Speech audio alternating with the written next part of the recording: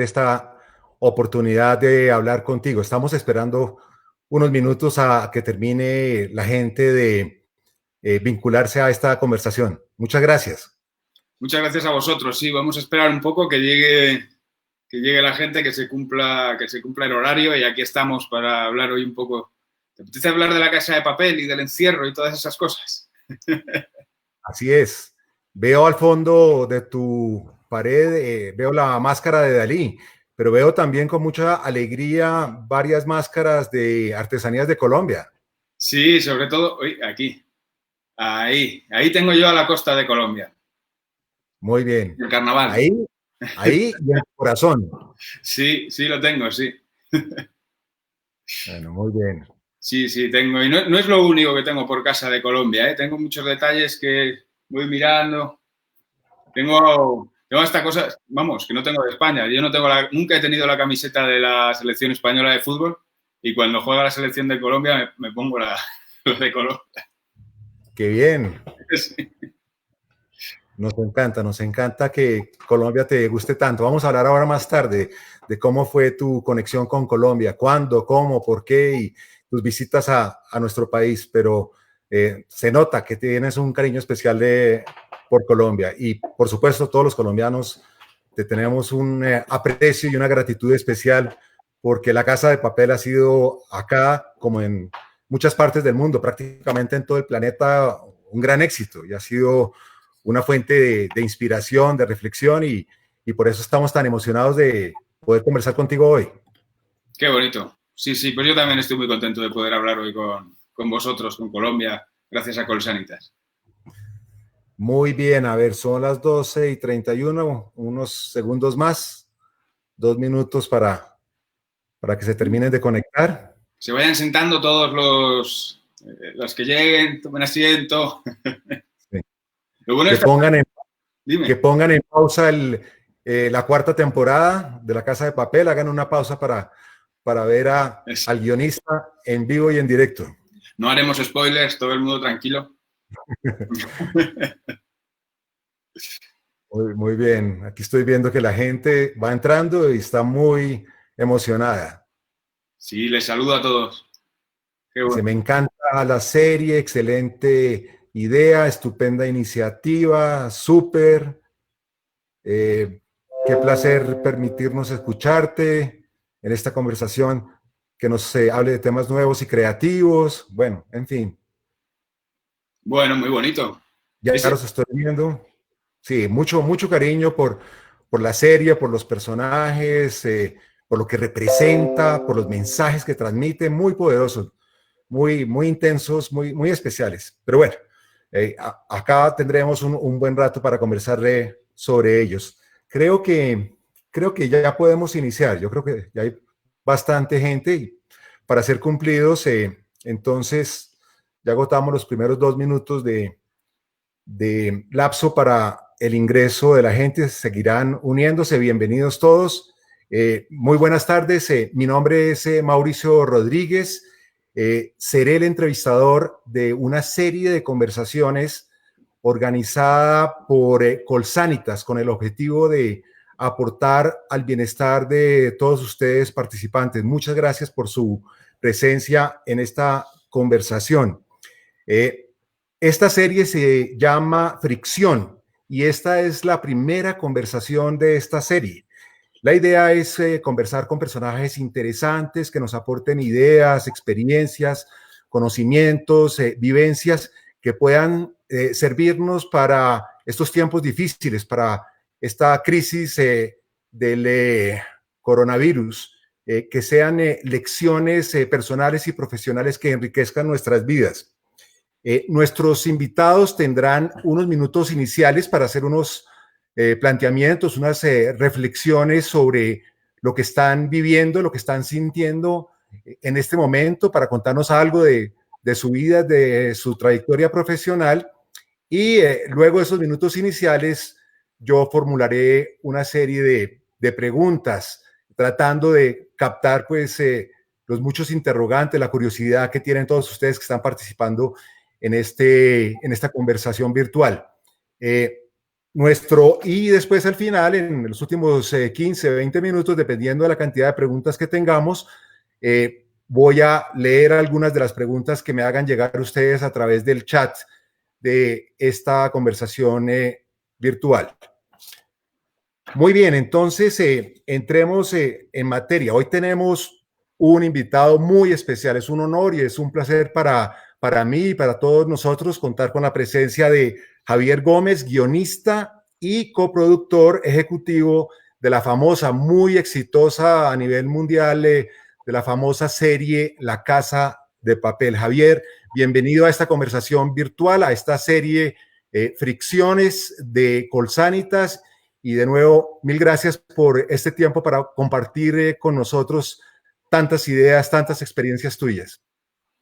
Muchas gracias a ti, Mauricio, y muchas gracias también a Colsanitas y desde luego a todos los que estáis ahora mismo pues conectándoos y escuchando esto, lo que vamos a tener que decir o lo que vamos a decir y lo que nos queráis preguntar también. ¿Te parece que arranquemos? ¿Arranco? Adelante, Javier. Cuéntanos principales reflexiones en estos momentos de confinamiento, de aislamiento social, ¿qué se te ha pasado por la mente, por el corazón? ¿Y qué conexión tiene eso con La Casa de Papel y con tu vida personal y profesional? Pues fíjate, yo creo que tenemos muchos lazos en común entre La Casa de Papel, también alguno he encontrado en mi vida y lo que estamos viviendo todos ahora. Yo os voy a hablar de 3 encierros, en realidad. En 3 encierros, uno es La Casa de Papel. Y os voy a contar un truco, el gran truco de La Casa de Papel, seguramente, de por qué se siente así y se percibe así La Casa de Papel. Tiene que ver con el encierro. Anoche mi madre, decimos aquí, pero me parece más bonito como lo dicen ustedes, mi mamá, me confesó una cosa. Ella no me contaba nada de la serie hasta ayer. Y yo no le preguntaba porque dije, bueno, tampoco voy a hacerle publicidad a mi madre de mi trabajo, ya lo verá cuando ella quiera, ¿no? Y ayer me dijo, he visto 5 capítulos. Y es que me costó empezar a verlos y solo veo uno al día y por la mañana porque me pone muy nerviosa. Me meto con mucha tensión y si lo veo por la noche yo no duermo bien, así que veo uno al día. ¿Por qué? Por el encierro.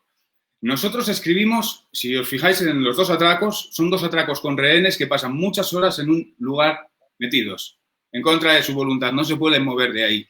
Y hacemos eso porque narrativamente nos resulta muy útil, porque jugamos con las emociones de nuestros personajes y metiéndolas en una olla a presión, las emociones son mucho más ricas y van muchísimo más de un extremo al otro, todos nuestros personajes, y podemos hacer grandes amores y grandes odios en muy poco espacio de tiempo. La Casa de Papel es una narración hiperbólica, toda ella, desde la imagen, esa imagen de Dalí que tenemos ahí, o el color rojo, pero también emocionalmente es una serie que es una hipérbole. Y yo, Alex Pina, que es el creador de la serie, lo primero que le dije es, ¿cómo vas a hacer 1000 minutos de ficción con un solo atraco? Porque las películas de atracos duran 90. Sí. 10 veces más. Y me dijo, es que a mí el atraco no me importa tanto. Yo voy a vivir de las emociones que tengan mis personajes. Entonces, me he dado cuenta, me dijo, después de 20 y tantos años, Alex ha hecho los mayores éxitos de la ficción española, de que en los espacios reducidos puedo escribir emociones mucho más grandes. Sus últimas series son El Barco, que es una serie apocalíptica en la que el fin del mundo sucede a unos personajes que están metidos en un barco. Se puede contar desde muchos sitios el apocalipsis, pero él los encerró. La siguiente es Vis a Vis, que es una cárcel, y las 2 de La Casa de Papel son también entornos cerrados. ¿Por qué insisto tanto en esta idea? Pues porque ahora estamos todos sufriendo lo que nosotros les hacemos a nuestros personajes. El truco narrativo que utilizamos en La Casa de Papel nos está sucediendo y lo hablamos, porque nosotros hablamos mucho de esto. Seguimos haciendo reuniones de guión. Incluso lo hemos llegado a poner explícitamente en la serie. Hay un momento en la primera temporada, o la segunda, en el primer atraco en cualquier caso, en el que Denver está con la entonces Mónica Gaztambide y Estocolmo y le dice que la quiere. Y ella le contesta, pero si llevamos 24 horas aquí dentro, ¿cómo me vas a querer? Algo así. Y entonces él le dice una frase que yo creo que estos días hay que tener muy en cuenta. Y es, ¿qué carajo importa el tiempo aquí dentro? En 24 horas te he apuntado con una pistola, te he disparado, he bailado contigo y ahora te digo que te quiero. Si me das otras 24, igual hasta te pido que te cases conmigo. Y eso es en realidad de lo que nosotros vivimos, ¿no? De llevar a todos los personajes a una hipérbole emocional. Y aquí llego al segundo encierro del que os quería hablar, que es el nuestro, en el que estamos todos ahora, ¿no? Estamos todo el día, yo hablo con mis amigos, a todo el mundo le preguntas qué tal está, y todo el mundo habla de una montaña rusa. Nosotros también hacemos eso en la ficción, y hay días en los que crees que vas a ser capaz de leer todos los clásicos de la literatura universal, que nunca has tenido tiempo de meterles mano, y otros días sabes que sientes que no podrás hacer nada o que todo se cae, se desmorona. Emocionalmente vivimos en un equilibrio más precario. ¿Por qué? Por la olla a presión, porque estamos cerrados. Eso sin contar otras circunstancias derivadas del confinamiento que lo agravan, ¿no? Como son todas las dificultades económicas que tiene mucha gente asociadas a esto, ¿no? Además de las que ya podíamos traer. Entonces, estamos sometidos a muchos estreses, estamos sometidos a muchísimas presiones durante estos días.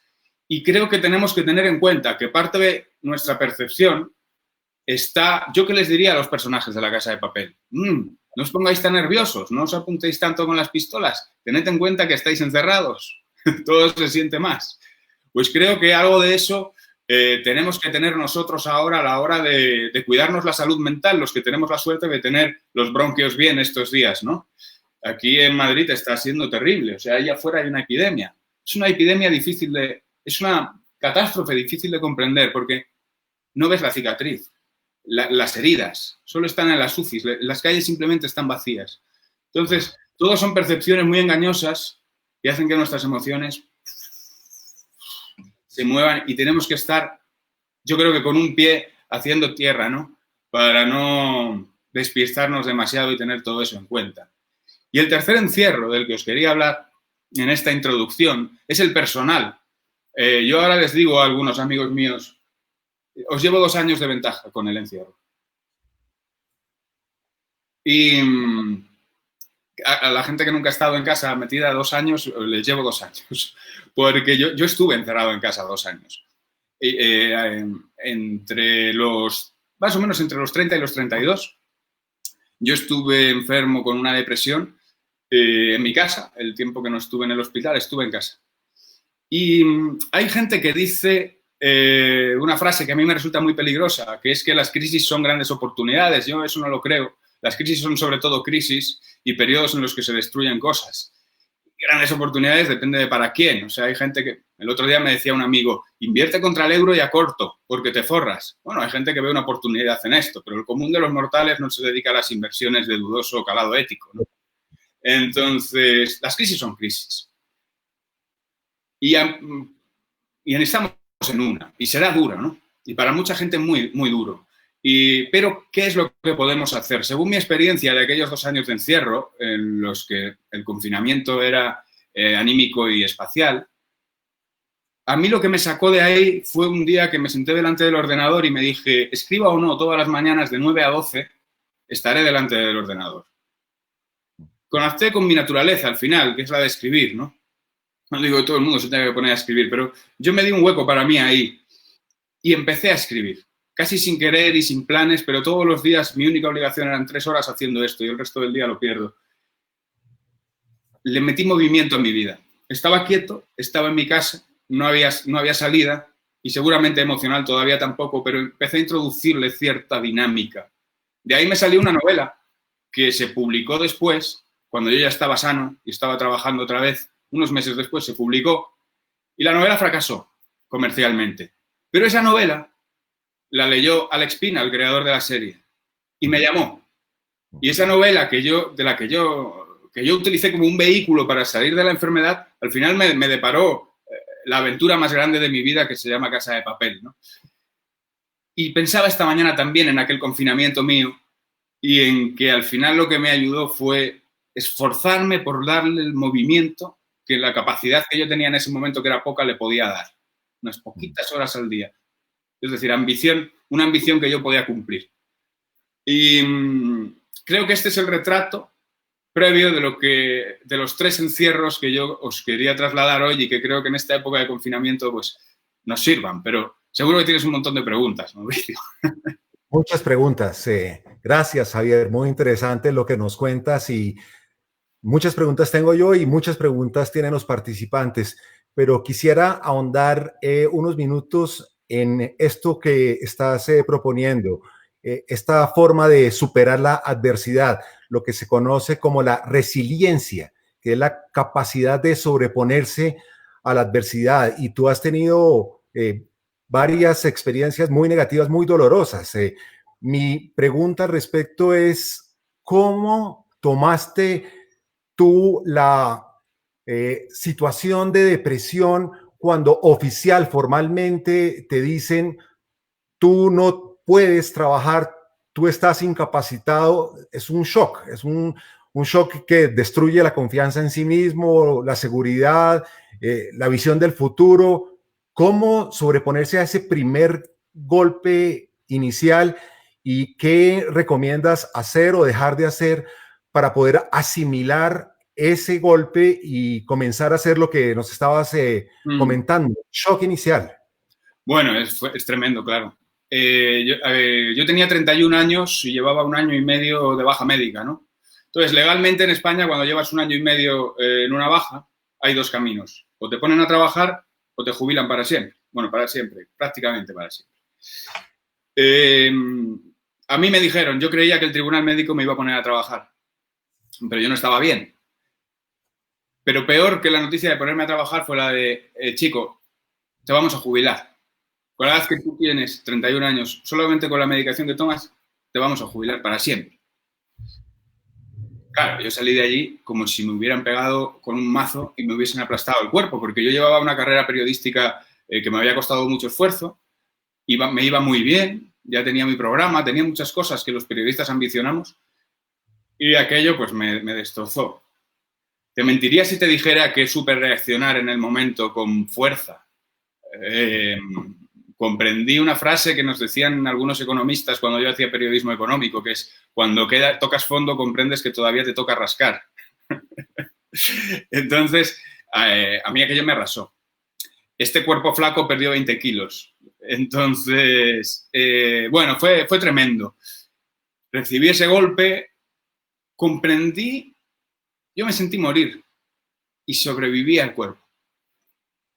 Y de aquello, de aquella estancia, de aquella permanencia, de simplemente estar, un día un amigo me dijo, te queda una cosa por hacer.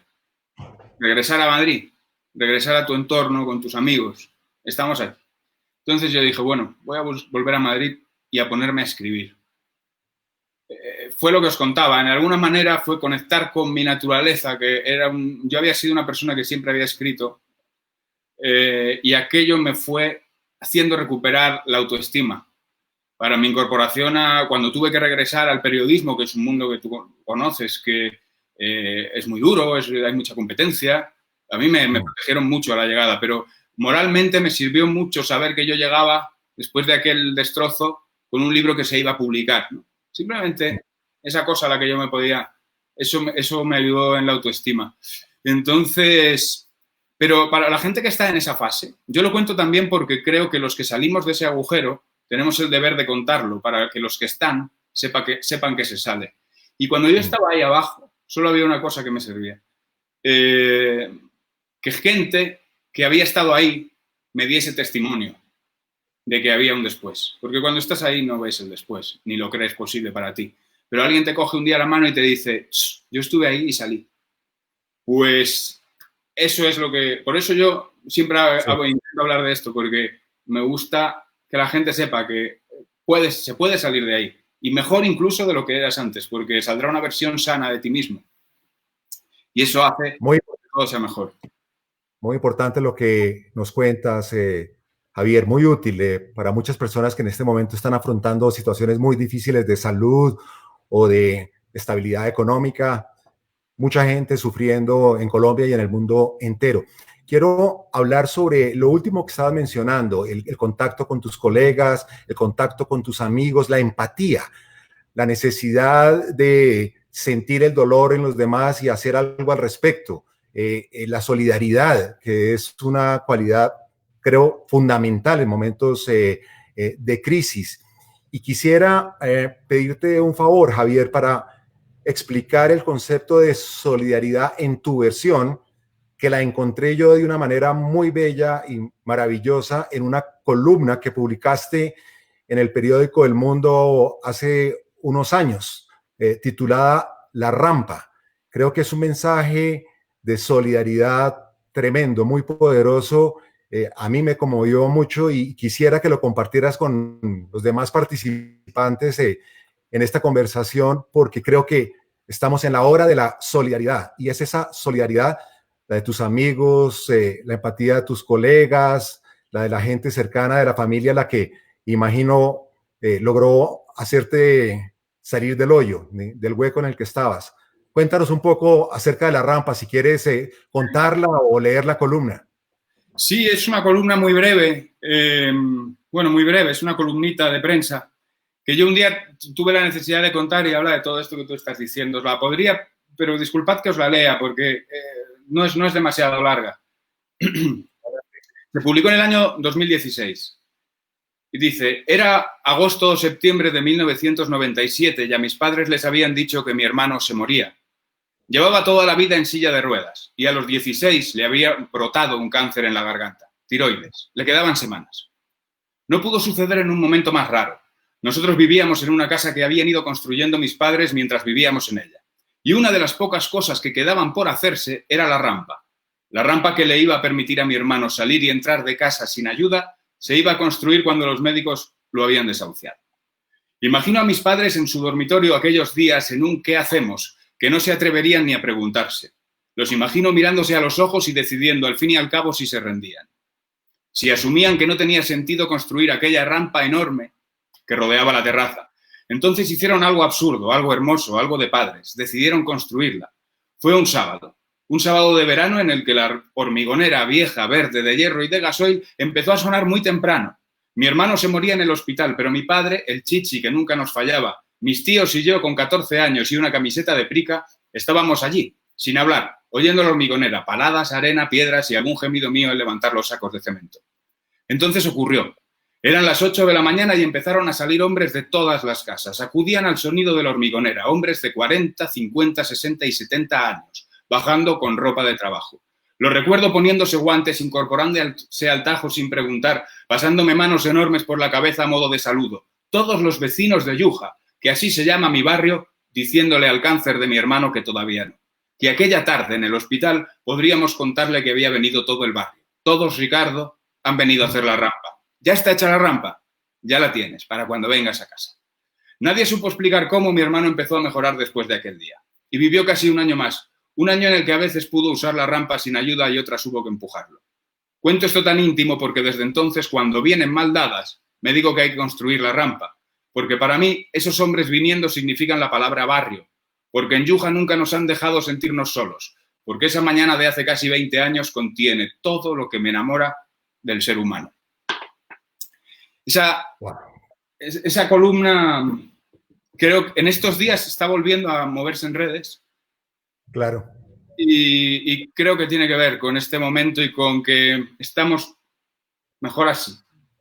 El virus no nos va a diferenciar.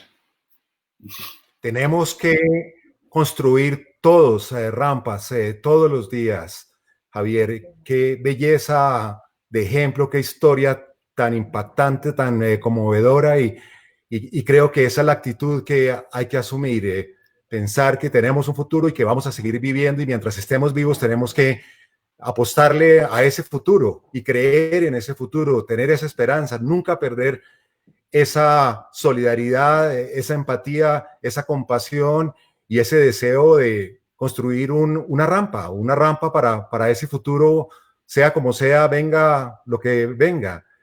Quiero, en esa misma línea, preguntarte acerca de los descubrimientos personales en los momentos de confinamiento, de mucha presión, de esa montaña rusa emocional, tanto de La Casa de Papel como de tu vida personal y profesional. Esos límites que uno pensaba que tenía y que los rompe. esas fortalezas que desconocía y aparecen, esas debilidades o temores, angustias que uno no había reconocido que florecen, aparecen. Es como una dimensión desconocida, como una nueva personalidad que emana de esas situaciones tan estresantes de encierro o de depresión o de frustración o de total incertidumbre como la que estamos viviendo en ese momento. Háblanos un poco de esos descubrimientos en tu vida personal y en La Casa de Papel. Bueno, yo creo que es lo que narrativamente funciona en la ficción, ¿no? ¿Y por qué? Porque son espacios de construcción y es muy atractivo ver a un personaje que tiene una evolución que empieza, por ejemplo, el profesor se mete en un atraco, lleva toda la vida sin conocer el amor, no parece el momento más adecuado para conocer una emoción tan bonita y desequilibrante y sin embargo se enamora en el peor momento y consigue llevar adelante ese amor. Sin duda para el profesor descubrir el amor es como para... yo creo que sería un tipo que se iría más tranquilo a la guerra que al amor antes de conocer a su novia, ¿no? Porque lo vive con mucha inseguridad. Y entonces eso resulta muy atractivo y eso deriva de una situación de estrés a la que se somete el personaje. Creo que todos, cuando hacemos una evolución de ese tipo, es porque nos hemos atrevido a enfrentarnos a cierto estrés. Es más fácil cuando las cosas vienen bien dadas, ¿no?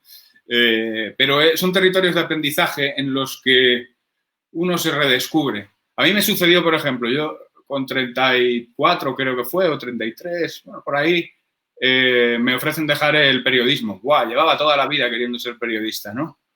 Y digo, ¿pero qué voy a hacer en ficción? No me va a dar la ficción. Y entonces, sin embargo, si lo hubiese pensado con la cabeza, dejar el periodismo era una locura. Y entonces lo pensé con la tripa.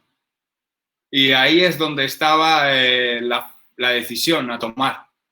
Y obviamente mi tripa quería irse a hacer La Casa de Papel. Yo en cuanto escuché a Alex Pina decirme, voy a fabricar mi dinero, no lo voy a robar, yo dije, yo quiero estar en tu banda, ¿no? Y creo que nos pusimos los overoles antes que nadie. Y hoy en día, bueno, el trayecto es fantástico.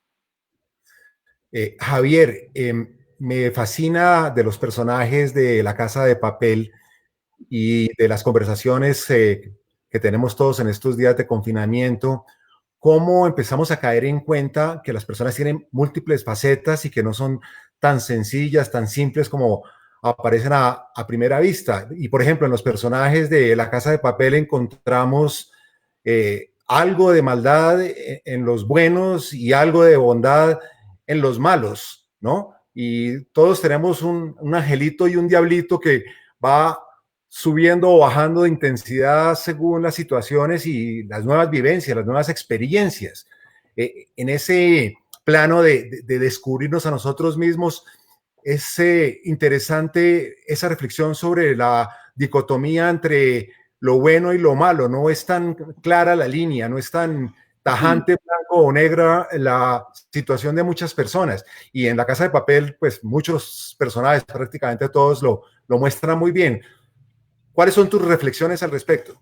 Bueno, de cara a la ficción es mucho más interesante hacer ficciones con personajes que tienen claroscuros, ¿no? Que tienen grandes cargas peyorativas, pero, por ejemplo, hacen que quieras o te divierten. Hay algo dentro de ti que va con ellos, como vimos que sucedía con Berlín. Empieza con una carga peyorativa muy grande ese personaje, de misoginia, bueno, tiene muchísimas cosas malas, ¿no? De hecho, llega a violar a alguien en las primeras temporadas. Y, sin embargo, el personaje genera una serie de sentimientos en el espectador encontrados, porque se divierte con él muchas veces, a veces dicen, no sé por qué me gusta este tipo. Y luego lo que nosotros hicimos con él fue una construcción hacia la redención. Cada personaje tiene un arco de transformación y Berlín pasó del egoísmo y la oscuridad en esas 2 primeras temporadas a dar su vida para que sus compañeros se pudieran marchar, ¿no?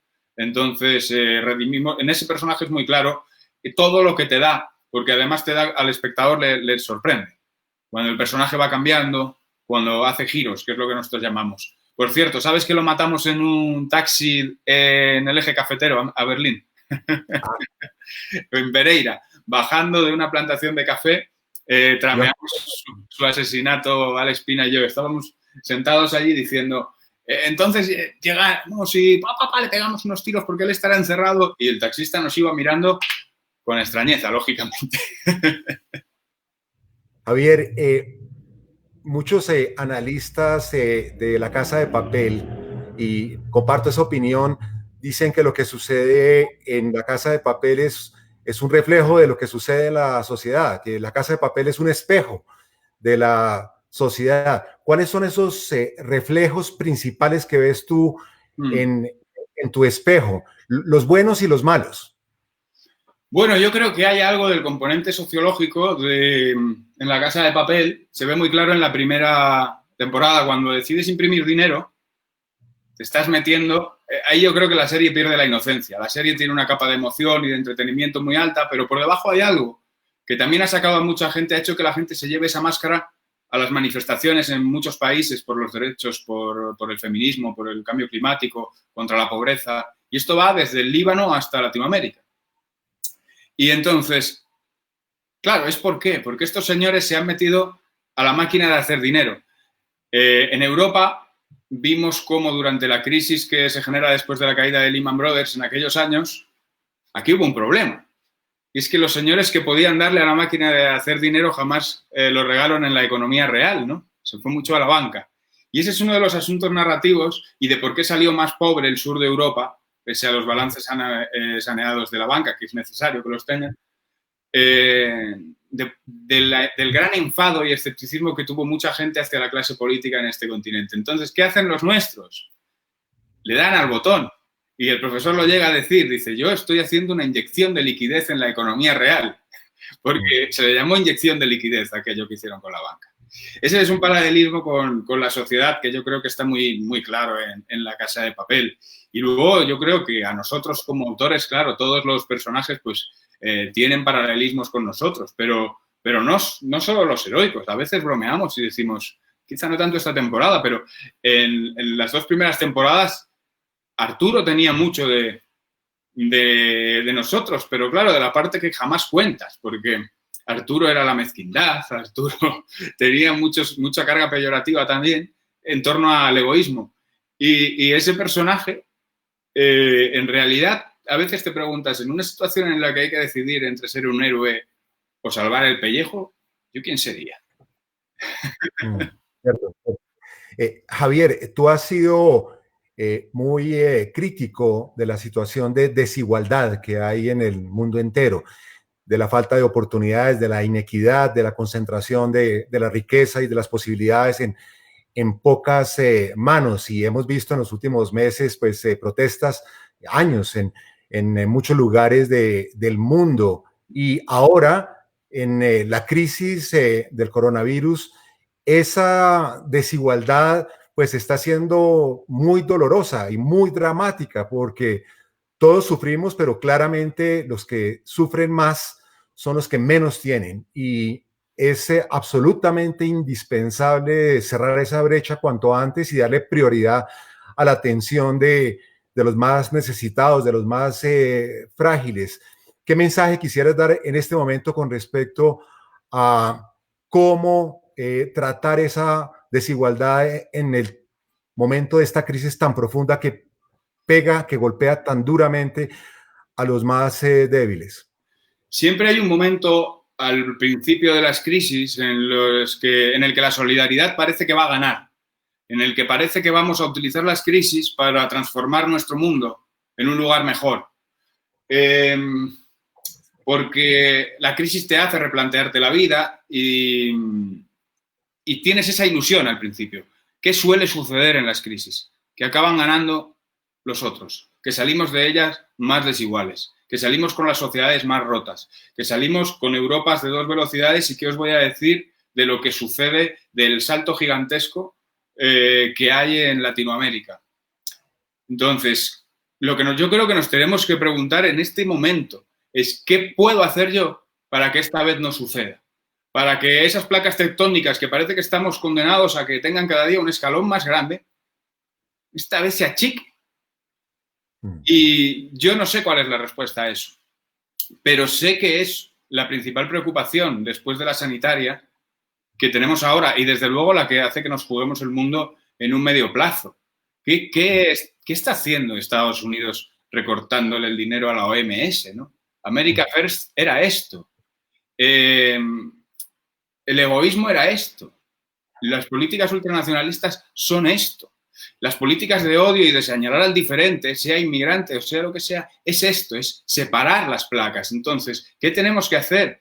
Desde mi lado, combatir los discursos. Estamos teniendo una fuente de intoxicación, casi una savia negra que nos está recorriendo socialmente y eso lo podemos hacer prácticamente todos, que son las mentiras falsas, las mentiras falsas, las noticias falsas, los bulos, los fake news. Las fake news parecen un asunto menor, ¿no? Son un asunto donde se está jugando muchísimo del odio que le estamos inyectando a nuestra sociedad, porque no son inocentes. Siempre van a señalar al pobre o a señalar al inmigrante, a señalar al desfavorecido normalmente y muy perniciosamente para que otros desfavorecidos se separen de ellos. A mí cuando me llega eso al teléfono, lo combato, porque si consigo que la persona que me lo ha enviado lo repiense, y el combate a eso se llama periodismo. Hay muchísimas plataformas ya que se dedican a combatir esas cosas. Yo creo que por ahí tenemos una vía de actuación, por ejemplo. Muy bien, Javier. Totalmente de acuerdo contigo. Es la hora de actuar en esa línea. Una inquietud. Empiezo a recoger algunas de las preguntas de los participantes. Hablemos de los símbolos de la Casa de Papel, que son muy poderosos. Impresionante cómo han sido acogidos por millones de personas en todo el planeta. El overol rojo, Bella Ciao, la máscara de Dalí. ¿Cómo nacieron y cómo han evolucionado? Y quiero conectar esos símbolos de la Casa de Papel con símbolos de la crisis del coronavirus. ¿Hay algún tipo de símbolo ya emergiendo o tienes algo en mente para crear esa simbología que une a la gente, que le da una identidad, un propósito, una causa común? Yo creo que ese tipo de causas normalmente necesitan símbolos. Nosotros tenemos algo de eso funcionando en la Casa de Papel, ¿no? De un apoyo popular de la gente a unos tipos que aparentemente son unos ladrones. En cuanto a nuestros símbolos, yo creo que son una de las claves de por qué funcionó así la serie, porque es muy iconográfica, ¿no? Si nos damos cuenta, funciona un poco como las patrias. Las patrias tienen tres símbolos normalmente, un escudo, una bandera y un himno. Nosotros tenemos un escudo, que es ese de ahí, la máscara de Dalí, tenemos un color, que es el rojo, y tenemos un himno, que es Bella Ciao, con permiso de la lucha partisana. Y creo que eso ha hecho que la gente sienta de una manera especial lo que significaba la Casa de Papel, porque apela a lugares muy... Simplemente tú oyes ta-na-na-na-na, ta-na-na-na-na, y ya sabes dónde estás.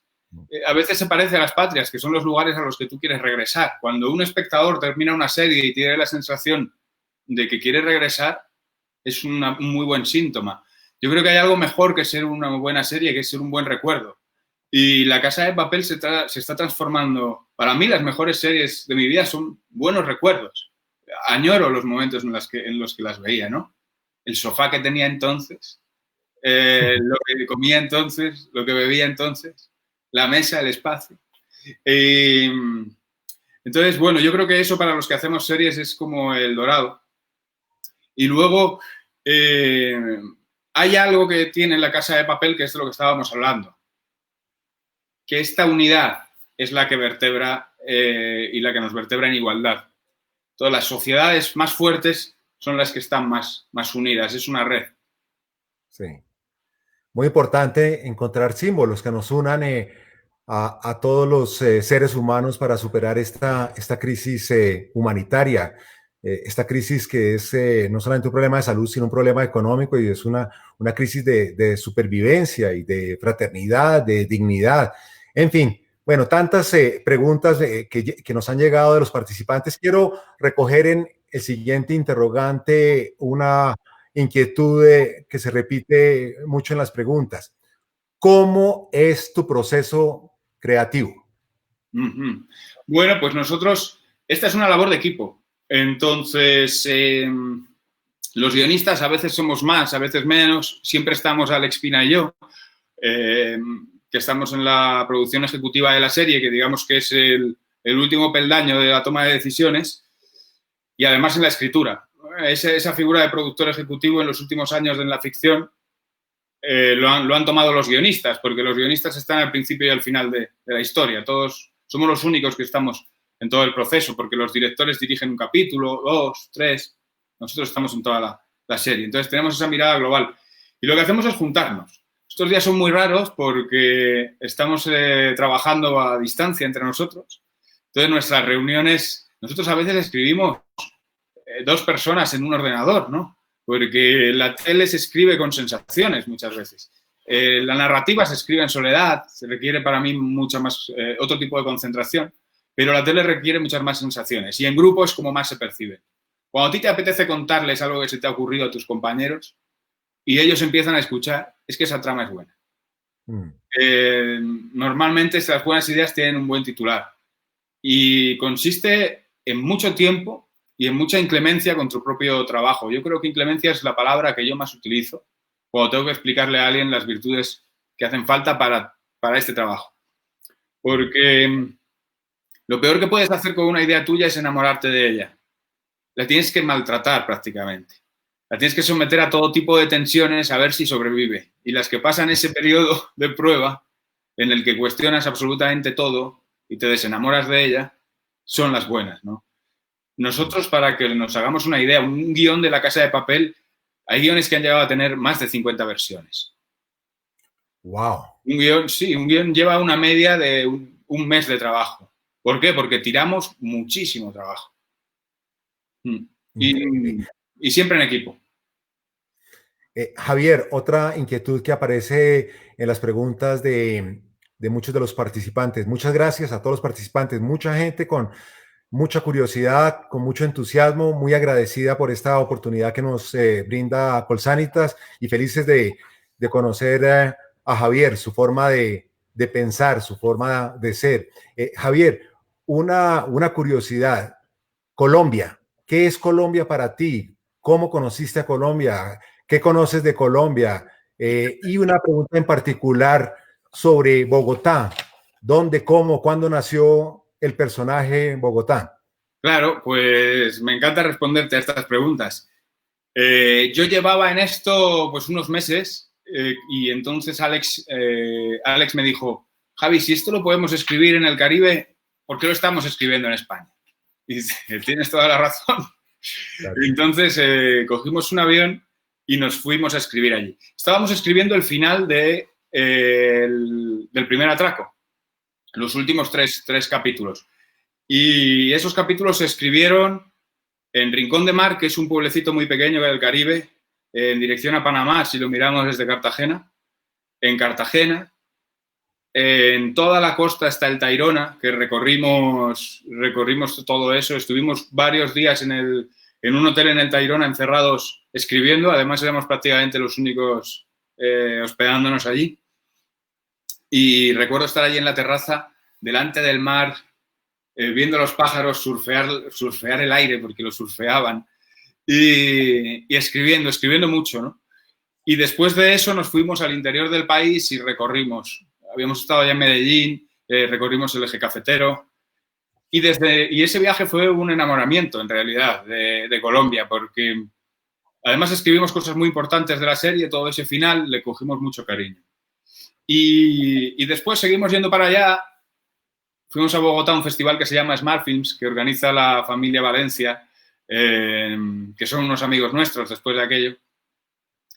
Y estábamos allí en Smart Films cuando estábamos escribiendo parte del nuevo atraco. Y teníamos un personaje sin nombre todavía. Y entonces dijimos, en una comida con ellos en su casa, tenemos una noticia, este personaje se va a llamar Bogotá.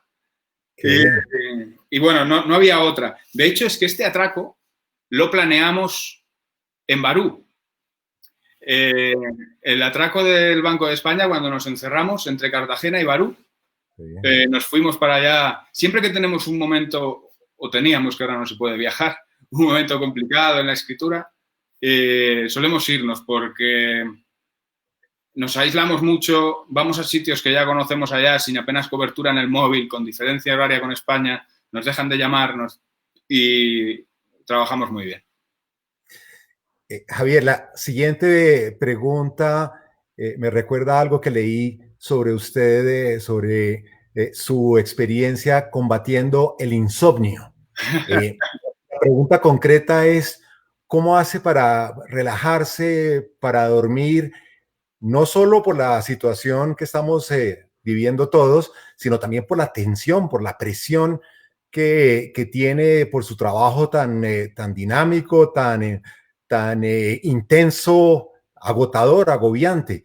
¿Cómo logra conciliar el sueño? Y recuerdo haber leído que en una entrevista, pero mejor lo cuenta usted, cuéntenos lo que respondió a esa pregunta, su fórmula para el insomnio en momentos muy difíciles. Tengo un truco personal. Es que es verdad que cuando estás en un proceso creativo muy fuerte y además con entregas, con mucho ritmo de entregas, que es como trabajamos nosotros, duermes muy mal.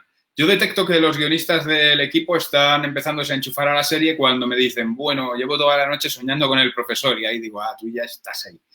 Entonces, pero terminamos de escribir la 4ª temporada y yo estuve 2 meses todavía despertándome muchas noches gritando, está aquí la policía, dame un hacha, le gritaba a mi mujer, y ella me metía en la cama, Javi, que no estamos en el atraco, no estamos en el atraco. Y yo entonces me despertaba, pero siempre tenía un proceso de darme cuenta de que no estaba en el Banco de España. Y esto me sucedió todavía, sí, casi 2 meses después de terminar de escribir y de rodar la serie, me seguía sucediendo. Y mi truco para dormirme, lo hago porque yo fui insomne desde pequeño, entonces cuando era niño no me gustaba nada ir a la cama porque dormía muy mal, entonces para mí era horroroso ir a la cama. Pero había una cosa que sí me gustaba, que era imaginar. Entonces yo empecé a decirme, bueno, voy a la cama pero imagino. Y entonces yo me metía en la cama y empecé a imaginar. Y descubrí que si todos los días continuaba la misma historia, la historia me acababa haciéndome sentir bien y yo me dormía con ella. Y empecé a imaginarme que estaba en mi barrio, pero en la prehistoria. En la prehistoria. En la prehistoria, sí. Una caverna, rodeado de dinosaurios, mastodontes. Estaba allí con bisontes, tenía que cazar. Para un niño era un gran reto. Y entonces empecé a tener mi cabaña todo eso, y cada día acudía a mi cueva.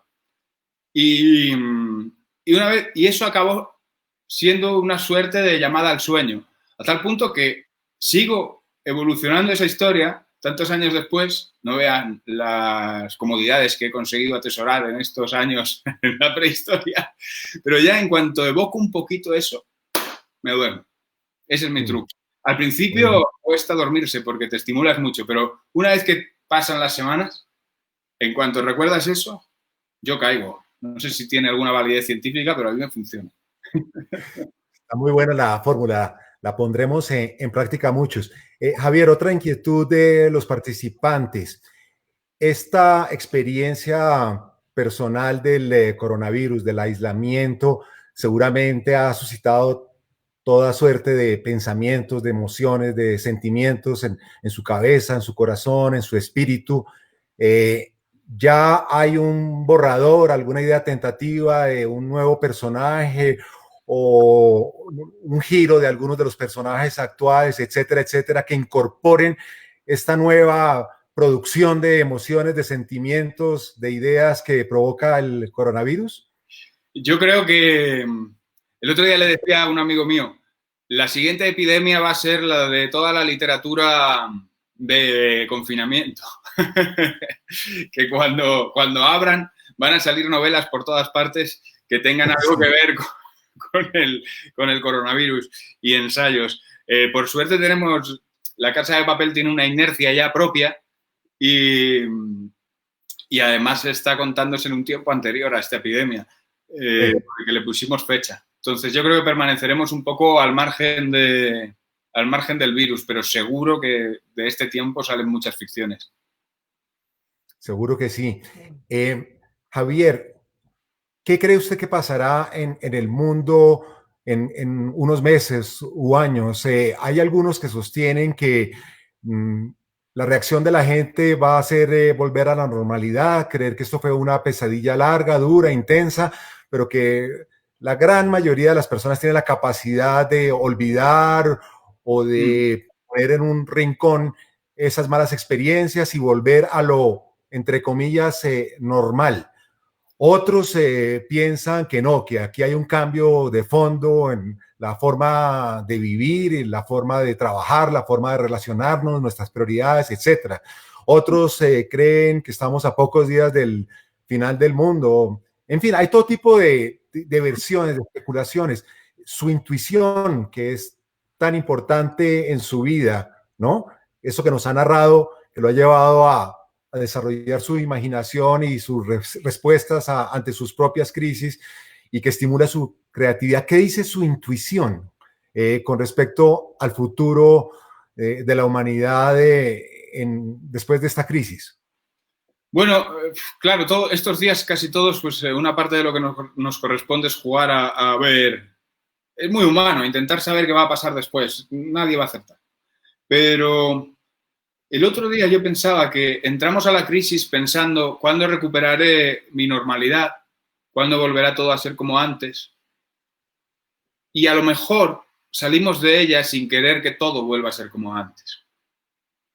Igual el proceso en el que estamos y que vamos a pasar todos, las cuarentenas, los 40 días en el desierto sirven para hacer cambios personales también. Entonces, quizás de aquí salgamos sin querer regresar exactamente a lo de antes. ¿A qué me refiero?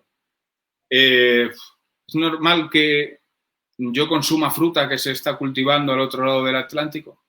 Es normal que los kiwis que yo tomo en España vengan de Nueva Zelanda, con las emisiones de dióxido de carbono que eso ocasiona, por ejemplo.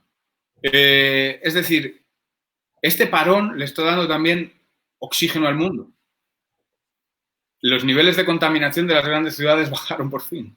Entonces, ¿qué vamos a hacer con esa gran crisis que tenemos entre manos y de la que nunca estamos hablando, que es la ecológica, ¿no?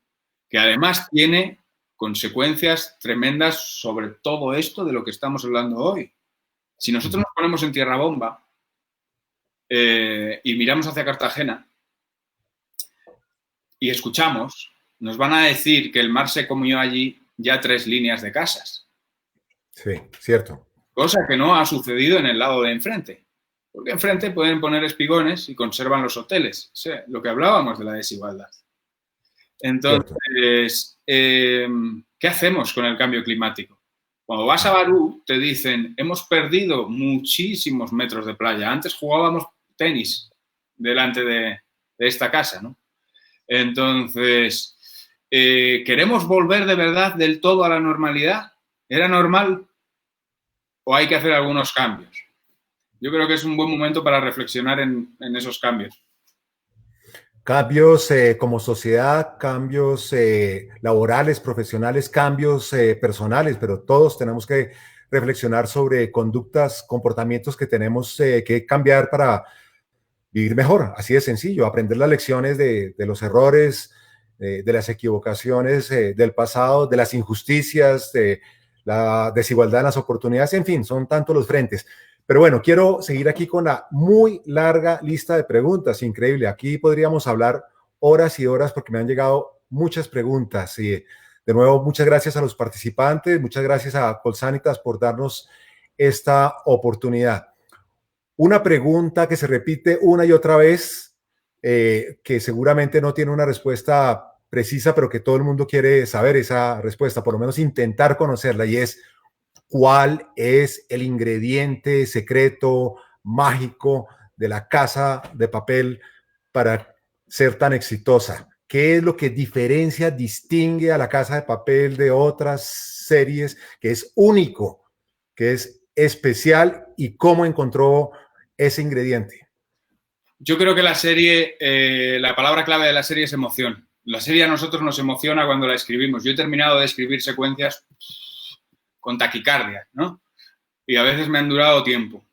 Por ejemplo, cuando el profesor va a reclutar a Palermo en el primer capítulo del segundo de la tercera temporada, ¿no? Que va a decirle vuelve y tiene una bronca gigante. Esa bronca a mí me costó como 2 o 3 horas del corazón acelerado. Y esa pasión la tenemos en todos los pasos creativos de una serie, que son muchos, trabajamos 150 personas. Uf, Esa locura colectiva la tengo yo, pero la tiene el tío que hace la foto, la tiene Alex, la tiene el director, la tienen los actores. Compartimos una locura y una pasión muy grande por emocionar a la gente. Y yo luego creo que hay otra cosa, que es que esta serie está abriendo un camino para que hablemos más entre nosotros. sí. Porque no era normal que entre los hispanohablantes no tuviéramos un flujo de comunicación audiovisual tan grande cuando sentimos el mundo de formas tan parecidas. A mí, la literatura latinoamericana y española me emocionan por igual. Me apelan a los mismos lugares, más que la anglosajona. Pero nosotros no éramos un mercado y eso cambió para siempre. Porque ahora todos estamos en... Netflix ha venido a hacer desaparecer el océano Atlántico. Los cambios tecnológicos nos traen grandes oportunidades también. Y yo creo que creativamente, a ambos lados del Atlántico, vamos a empezar a hablar y a emocionarnos entre nosotros en lo audiovisual. La Casa de Papel fue de España hacia allá, o al mundo. Pero eso les va a pasar a creadores colombianos, les va a pasar a creadores argentinos, porque se estrena el mismo día en todo el mundo. Sí. Javier, otra inquietud que se manifiesta de diversas maneras, pero tiene la misma esencia. Usted que ha sido capaz de captar también lo que siente la gente, la frustración, el miedo, la angustia, la ansiedad, la rabia, el dolor, el amor, la pasión. Usted que es un gran catalizador de emociones y que la refleja también a través de sus personajes, ¿qué le diría hoy a los líderes más importantes del mundo, los que tienen en sus manos nuestro futuro, sobre lo que la gente siente, quiere, lo que están esperando de esos hombres y mujeres que tienen más que nunca el control del futuro de la humanidad en sus manos?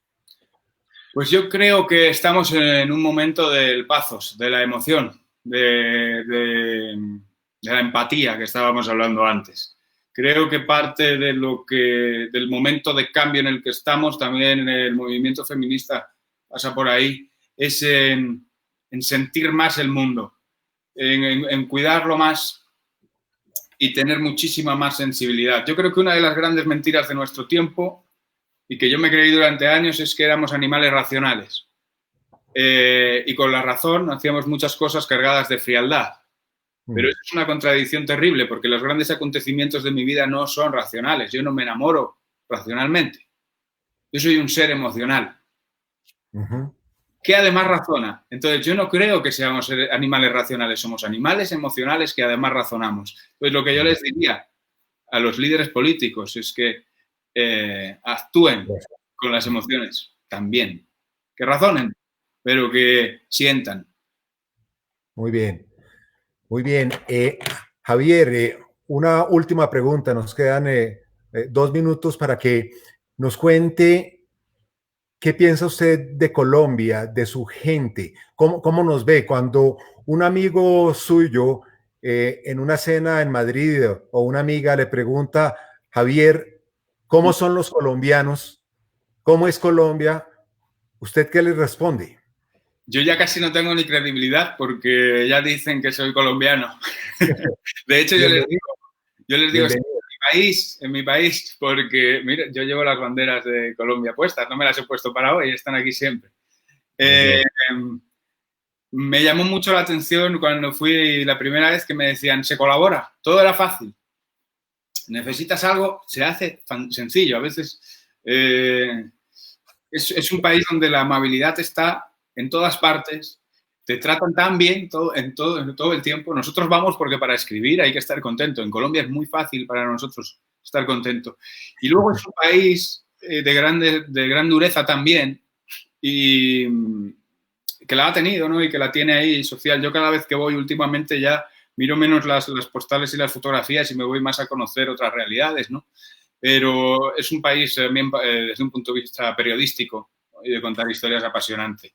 Pero yo adoro Colombia. Siempre, de hecho, estos días siempre estoy hablando con Alex. ¡Guau! Si estuviéramos ahora allí. Muy bien. Pues muchas gracias, Javier, por tus generosas palabras sobre Colombia y sobre los colombianos. Esperamos que se pueda superar esta crisis pronto para que nos vuelvas a visitar y aquí todos te llevamos en el corazón, en la mente, en el espíritu, porque a través de tus personajes y de tus guiones, pues has tocado fibras muy sensibles, muy profundas, que nos invitan a reflexiones sobre cambios que tenemos que hacer a título personal y a título colectivo. Una última pregunta, por supuesto, todos están pendientes de que nos digas algo que no nos puedas decir, que nos cuentes algo que sea secreto, que nos des, como se dice en el argote periodístico colombiano, una chiva, ¿no? Una chiva. Se dice acá, algo, o por lo menos nos des una pista de algo que podamos esperar en los próximos episodios, en las próximas temporadas. No puedo dejar de hacerte esa pregunta porque si no me quitaría mi título de periodista. ¿Cómo no fue capaz de preguntarle a Javier ¿Qué iba a pasar? Algo novedoso, algo que sorprenda? Sí, es cierto. Me encantaría poder dártela. De hecho, me parece muy bien que la hagas porque aumenta mi respeto hacia ti. Pero lo bueno de las cláusulas de confidencialidad de Netflix es que son muy estrictas, pero son muy fácilmente comprensibles. Y ese, no puedes contar nada. Claro, claro. Entonces, yo lo que sí creo es que mantendremos esto mientras seamos capaces de seguir emocionando y haciéndole justicia a La Casa de Papel. Otra pregunta que se me estaba escapando y que me llama mucho la atención de las que recibimos de los participantes de Colsanitas, de este evento organizado por Colsanitas, sobre tu novela, la que publicaste, la que no fue tan exitosa. ¿Estás pensando en este momento en una nueva novela, aparte de los guiones de La Casa de Papel, una nueva novela? ¿Quieres volver a intentar la literatura, ese género de la novela? Sí, sí, claro. Yo creo que siempre estamos con una novela en la cabeza los que nos dedicamos a esto. Yo ahora tengo una en la cabeza y creo que me voy a poner con ella.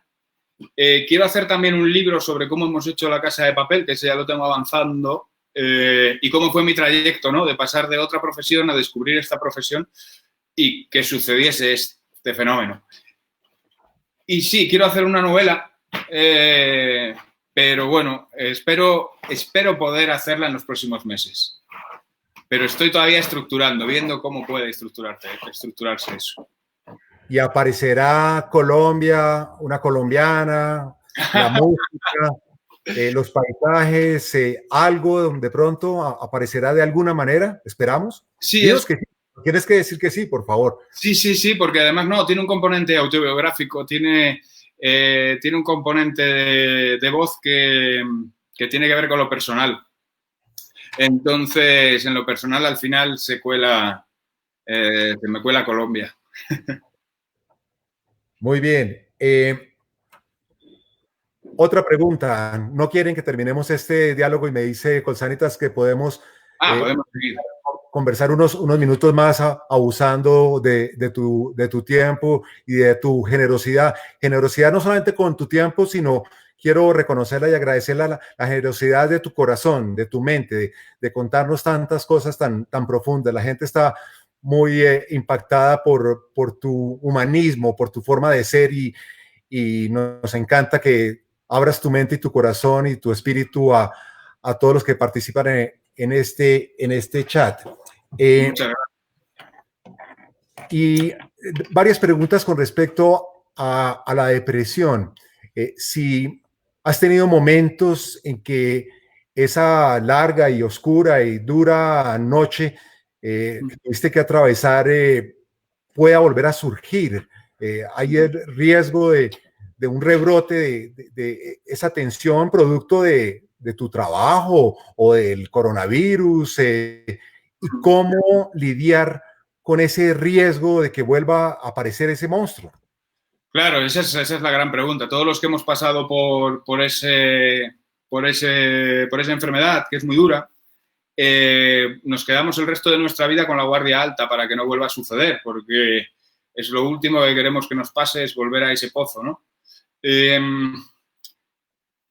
Y para eso desarrollamos una serie de protocolos de autocuidado. Sin aprender a cuidar lo que antes descuidabas, no sales de ahí. Que pasan por conductas más saludables en todos los sentidos, ¿no? Yo antes podía trabajar, todas las semanas había un día en el que trabajaba 27 horas. Yo dirigía un programa de televisión que iba muy pegado a la actualidad, entonces el día que cerraba el programa yo me iba a la tele y trabajaba más de 24 horas seguidas, ¿no? Pero todos los días trabajaba más de 16. Y todos los días de la semana trabajaba. Domingos, sábados, todos. 2 años después no me pude levantar de la cama. Aprendes que hay protocolos que no puedes hacer, ¿no? Y ahora estos días, con el coronavirus, es una muy buena pregunta, muy oportuna, porque a mí se me desató ese miedo. Yo llevo 1 mes y pico en casa, sin contacto con nadie, ¿no? Entro en el ascensor cuando bajo al perro y subo, intento olfatear para recibir un contacto humano mínimamente, que alguien ha pasado por allí y oliéndolo me imagino su vida, ¿no? Porque la vista y el oído están muy servidos, pero el tacto y el olfato no tienen sociedad en el aislamiento. Claro. Entonces, a mí se me disparó y recordé una cosa que me dijeron en terapia, ¿no? Que es que la tristeza también tiene un sentido. A veces nos tenemos que dejar sentir tristes sin demasiado pánico, porque el cerebro necesita la tristeza para procesar algunas emociones, duelos. ¿Y estamos perdiendo cosas? Mucha gente está perdiendo cosas muy graves, pero otros estamos perdiendo la libertad, nuestras rutinas, el contacto con la gente, estamos ganando la soledad. Entonces, de alguna manera, si hay un par de días que te sientes triste, que no enciendas todas las alarmas, no te genere eso la ansiedad de estoy volviendo a enfermar. Claro. Porque también es natural sentir un poco de tristeza estos días. No hace falta todo el rato estar como esos tipos que te enseñan por YouTube a hacer gimnasia y te dicen sonríe, sonríe, sonríe, sonríe todo el tiempo. Bueno, a veces hay que sonreír, pero si tienes un día con un poco de bajón, bueno, no pasa nada. Muy bien, muy valiosas tus sugerencias. Sigue. No, ese era muy bien. El contenido. Muy bien, una última pregunta, Javier. Dentro de unos años, 5, 10, 15, 20 años, cuando se acerque tu hijo, tu nieto, o simplemente un niño o un joven, y te pregunte, Javier, ¿cómo viviste tú la crisis del COVID-19 y cómo la superaste? ¿Cómo te imaginas esa respuesta? ¿Qué quisieras decirle? No solamente con el corazón, sino con la mente, procesando la información y procesando lo que sientes, tus propias emociones. ¿Cómo crees que puede ser ese testimonio que le des a las futuras generaciones?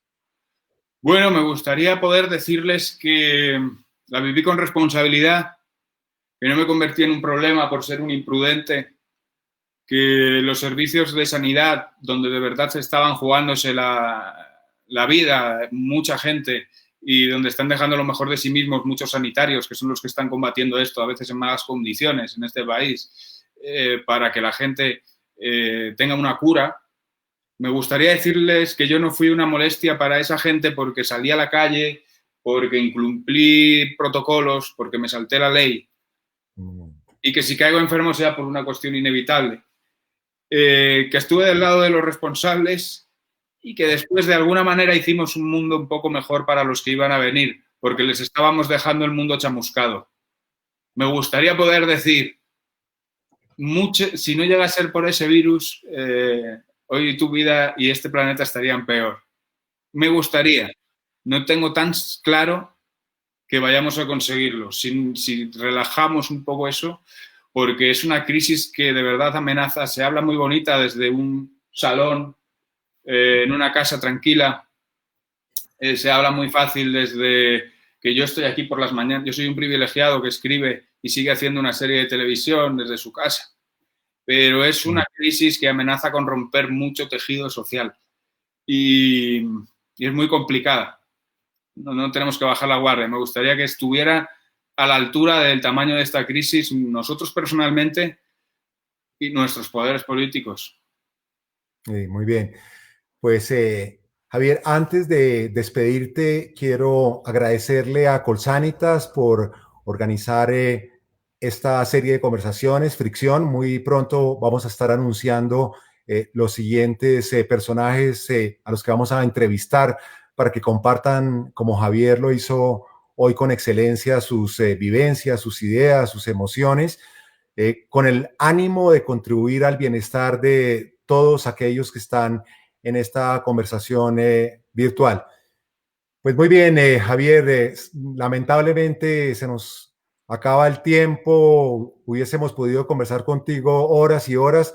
Espero conocerte personalmente en tu próxima visita a Colombia y te quiero agradecer desde lo más profundo de mi corazón y en nombre de la mucha gente que está en este chat en este momento, agradecerte por tu apertura, por tu generosidad, por tus bellas y sabias palabras, por enriquecer nuestras vidas, no solamente con la Casa de Papel, sino con tu testimonio personal y profesional. De verdad que sentimos que nos has dado un gran regalo en estos pasados 60 minutos y lo atesoraremos el resto de nuestras vidas y ojalá que sigas viniendo muchas veces más a Colombia. Eres colombiano de corazón y serás siempre muy bienvenido a Colombia, siempre. Muchas gracias, Mauricio, por todo lo que me dices y muchas gracias también a Colsanitas por darnos esta oportunidad de estar más en contacto, pese a que el mundo ahora parece que se está desconectando.